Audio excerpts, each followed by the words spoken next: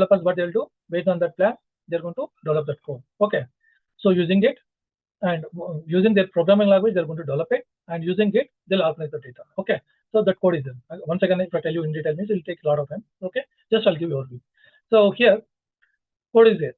So if code will go to built in.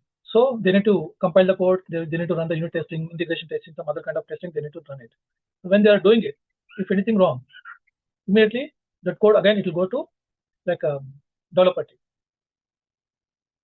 So if it means build team means once again developer is going to build the code, means he is going to fix the code, and he is going to resend the code to build team.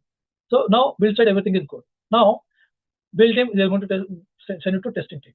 So testing team here what happened again, code error occurred. Okay, so then once again what happened?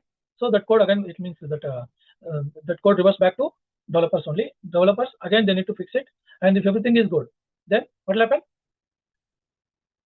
It will go to deployment. So deployment means it is going to deploy into production server. So once they deploy into production server, they have to operate, means they have to maintain the production server. They have to maintain it. So proper versions, everything they have to maintain that.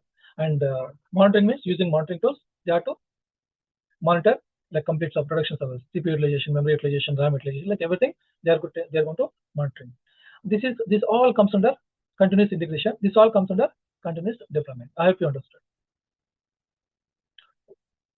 See, this plan tools using Jira or Azure board, something like that, they'll plan it. Using Git, GitHub, they'll maintain that code. They'll organize the code and they'll maintain the code. And using build tools, they'll compile the code. They'll create, means they'll run the. It is going to create artifacts. Okay.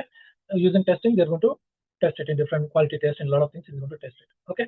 Like that. If everything is good, they're going to release it. They're going to deploy into production server. They're going to maintain that, and they're going to monitor it.